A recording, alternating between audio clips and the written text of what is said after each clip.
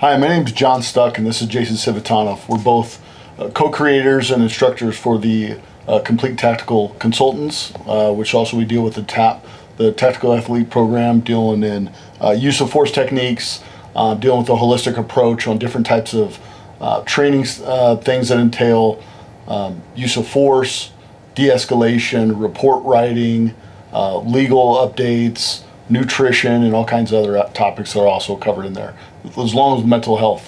One of the things that Jason and I are going to talk about that's kind of near and dear to our heart is something we've been dealing with and hearing a lot about lately is police officers and training. So some of the things that we've been hearing about with training is that officers need more training. And we all understand that across the country, officers that we hear that need officers need more training. We get it. We agree. I mean, what do you think on that, Jason, when we talk about more training? It's a constant conversation throughout the police and corrections professions. But what we always talk about is the quality of training. You can do as many reps or training sessions as you want, but if it's not structured where our officers are going to retain the material, then it's wasted time. And our focus has become more toward the context of the training so that the retention is there. So when we're dealing with like this kind of fall season, right? So we know right now we got high school football going on. How much does a kid prep before the very first game on Friday Night Lights, under the pressure of having rules, referees, no stress about not going home after that day? Yes, we know there's that occasional thing that can probably happen pretty serious, but very unlikely that's going to happen. How much training and practice do those guys get before they go into those situations? So you look at 2 hours every single day during the week minimum. Plus we watch video. We're going into a known environment with a known opponent. We can look at their strengths so we can counter them and we can expose their weaknesses. And then our society, as well as police officers and correctional officers, many times go into these semi-known or unknown environments where there are no rules, there are no referees, and your training is so limited, we don't get to pre-scout the person we're going to arrest or deal with. So we're already at a disadvantage. But if you look at some of the statistics through a 4-year high school career, at current training hours throughout the country, and this is average, it would take officers more than 30 years to get the same number of hours of training throughout a 30-year career that a high school football player gets in 4 seasons. The interesting things that you brought up are the rules, who you're going against, the being able to watch video of them. There's prior knowledge of known cues of what they do. Do they put weight on their hand? If they set up in this formation, which way are we going to go? But a police officer mission every single day, we're in what's called an open environment, right? There's open environment and closed environments. We're in such an open environment to where we have no clue. Are we dealing with one? Are we dealing with two? Is there a weapon? Am I legally justified to be there in all the different types of aspects that are there? Plus, the bad guys we know don't follow what? Rules, right? We're the ones that are stuck with following all the rules, which I'm not complaining. It should be that norm in society that we follow a set of rules and guidelines. But on the other side, with the amount of training, you and I have talked to instructors across the country. And going back to the numbers that you talk about, some of these guys are training anywhere from 30 to 50 hours a year annually. Now, and that's just not on topics of just combatives and use of force. You're talking driving, shooting, legal, the anti-bias, the and I know I'm missing some out there too. Mental health, de-escalation, report writing, right, and all the current legal updates that come up, not only nationally but within your local jurisdiction in your state. And we're trying to train our police officers like we have those thousands of hours to train, but we know we have this minimal amount of time to train in. Some of the things that you and I have discussed, and we went to different courses and classes on how to do this, is how we should learn context first. Context first is what should matter. We got a lot of times we got different people who want to bring in, this is the proper way to draw, my elbow's up here, this is in nice and tight, hit this retention, hit this, hit that. I'm not against any of those. Everybody has their own style. It'd be just like in martial arts, there's boxing, Muay Thai, Jiu-Jitsu, all those different styles. But how do we get to where we get that officer to start using his cognitive decision-making skills, plus in addition to know all those things and be at a moment's notice to be able to do that under 0.25 seconds? So that threat recognition, patterns, all of the things that you teach in that block and silo format in the academies and even in service training to a certain degree. What we have been able to uncover through different classes and a lot of reading and expert material and teaching styles is that setting context first is going to develop some neural pathways in the officer's thinking processes where it allows them to look at context and then apply the appropriate skill based on what's called for. Yeah, and in addition to that, when we look at these things, we go back and review some of these videos. I know you do a ton of work on your own on doing use of force expert reviews on videos and reports and cognitive interviews on individuals. You kind of see sometimes when we talk to these people where they're coming up and instinctually just going back to the automaticity and just basically having that automatic response of when they're in that block and silo training. Because we know block and silo training is you're basically just doing a block of firearms. Closed environment, out on the range, this is how you draw, this is what you're doing. So with that, we see sometimes the response of these officers, because those officers, when you were saying context first, they're learning to draw up against a blank piece of paper. Just a bowling pin that looks like that's downrange, and that's what they're learning to draw on. It's not anything dealing with the context, so explain a little bit more of what you say in the context in the whole part of what you're dealing with, even when you do these review of these videos. So we've watched a ton of videos of firearms instructors and been to classes, and we all have the same concerns, right? So drawing on a piece of paper when nothing with that paper is going to attack us. So you can spend a lot of time in replicating, here's what we want to see, this perfect draw. But now you're in a real life situation. There's an unknown or unexpected threat. We have that adrenaline and cortisol dump. We have some fight or flight that's engaged. And then we have officers who can't get guns out of holsters because they haven't been exposed to this acute style of, hey, it's here right now, what do I do? Context, paper isn't going to hurt me. I can draw perfectly for hours and hours on thousands of reps. But when somebody's within 4 to 6 feet of me and they're approaching and there's a weapon involved, now what do I do? And we're not just talking getting a firearm out, getting offline, trying to get to some cover or put something between us. But as you and I talk about all the time, that these context-based training methodologies where we have micro scenarios and we're learning from a stimulus that of a pattern maybe we'll see in real life.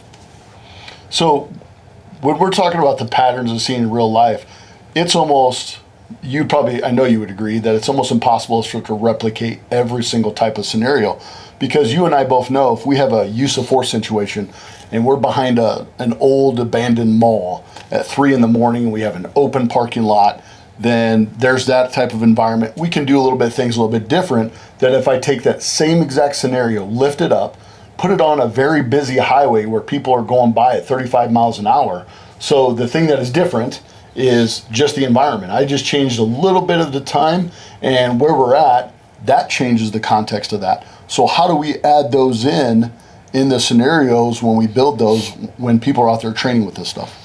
So even with limited resources, if you have a track at a training academy or wherever your departments train, building these customized blocks around your officers and looking at what's occurring within your department. What do we need to work on? That's how you and I have built training over the last 15 years is, hey, this is what we're seeing and we have to address.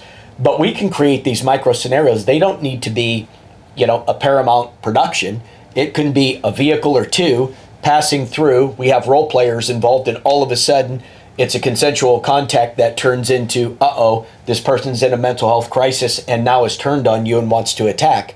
What are the options the officer has, to your point, from the roadside with traffic versus, hey, we're in a large open field here, and I have the ability to create distance, maybe get behind a car, create a barrier between us. That changes the whole context. And it's just from an open field to the parking lot of the training academy, and you've solved those problems.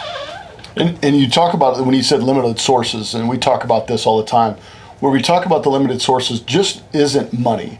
We know that money is always a big thing that we can just try to do and get more money to come in there, but the also type of quality that we need too, because we understand with dealing with certain agencies where there's a person that's ahead of the training and they might have some antiquated styles in what they're doing, and they have good intentions behind what they're doing, but they're so antiquated behind it because their resources of being able to go to outside training and get this type of education is limited. You and I have talked about this extensively, and you have a close family member that's involved in public schools that deals with how do we get people to train. And it's also the part of having them cognitive decision making on when they're discussing with this, to have the peers help teach them. I think a lot of times we have instructors that want to do, the best way I can describe it is that when they're in the gym, if somebody's trying to go for a personal record on their bench press or try to get stronger or try to get something, people, if we were to stand over the top of them and take that bench press bar from them and lift it for them, they're not going to get anything out of this. And I think a lot of people miss that what needs to be done when people learn, they have to struggle. They have to struggle. And I think that's what we run into before. I know you ran into it before with instructors, where sometimes the instructors want to get all this information out, spit it all out to these people in this short amount of time and get us so much information, knowing that they're going to walk away and not know some of that stuff. So what are some of the things with time frames, or maybe what you think some of the things that we can do to get those people to let those officers struggle, and letting those instructors kind of step back and let them kind of go on their own? So 2 key points. Time is one of the big resources that we're lacking in law enforcement and corrections, just due to staffing levels and call loads and so forth. But micro scenario training can take place in tabletop discussions, mini micro scenarios, rotating officers during their shift throughout the day. It doesn't need to be an hour block at a time. You send them over, you give them 2 micro scenarios. We do our safety checks, ensure everything is good for all of our role players and our officers, and we run 2 or 3 micro scenarios inside of 15 minutes. That is good contextual training that they're going to absorb. And to your point, where you're trying to dump a week's worth of information into a 2 or 4 hour block. And it's no fault of our instructors. They have material, much of it is required to be covered by the state, limited time again, so we're trying to force that in. Well, people's attention lasts for things like that probably about 3 to 5 minutes into the topic, and then our mind starts to wander. So we immediately have diminished the training because we don't have any retention. So it's in the context we're talking, I think the best thing, cost and time resource wise, that you and I have seen create benefits are these small training sessions throughout the year. They don't exhaust resources. You can build those into calendars the prior year, and now we've got a set curriculum, and change that curriculum every single month. You don't always have to do firearms and draws, or you don't always have to do arrest control, but even within those, how about some legal and policy context as well? Let's talk about a tabletop in roll call. Hey, if we have this, play a video. Is this acceptable within our agency? Does it fall within our policy? Do you know what our state law is? How about, do you know Graham versus Connor?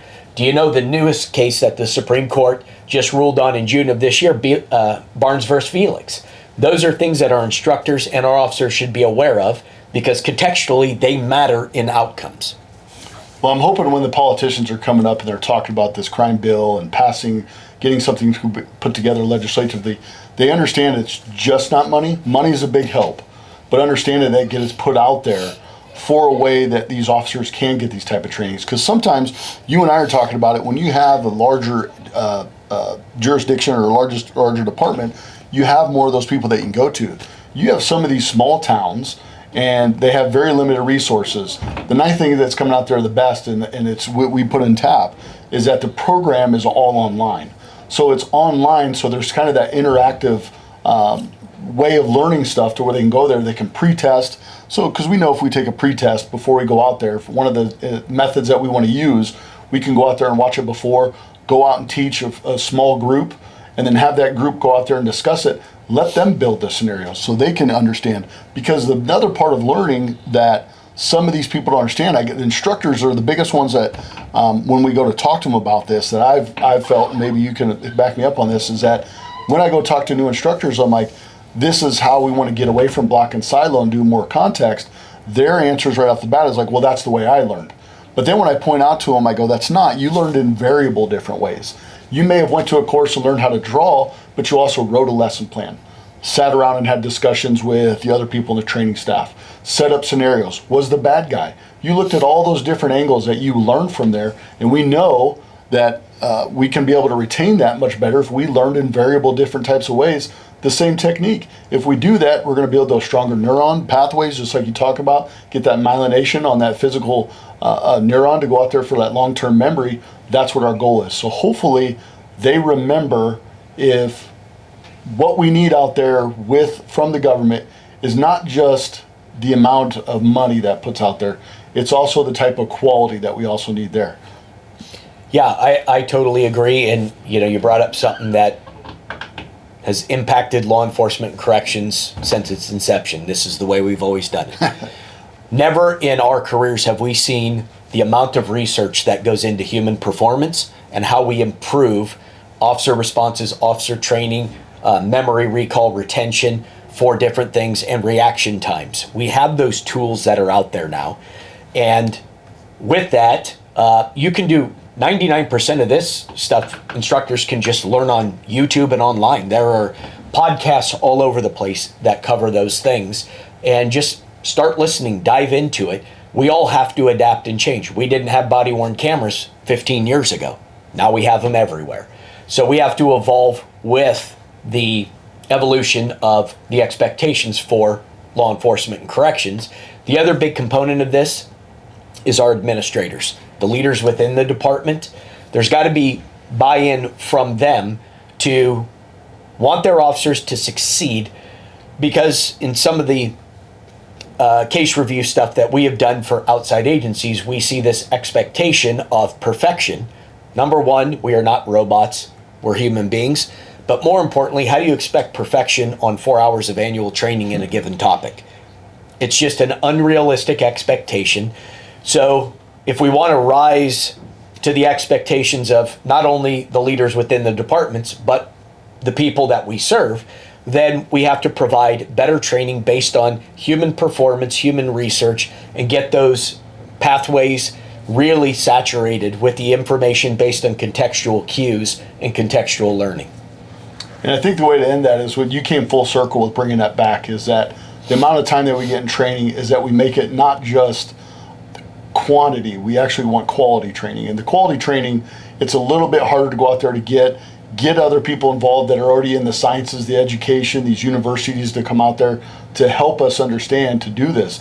I mean, the amount of help that I've taken a few courses on this, where D1 high-level performers, tier 1 teams in the world, when it comes to combatives and martial arts and football and all that thing, they're already doing all this stuff. They've already got all the studies exactly what you're talking about. So again, it goes back to that we need more quality, not just the quantity. We're not going to argue with getting more quantity, but the quality needs to be there too, so people can actually transfer and use this out on the street.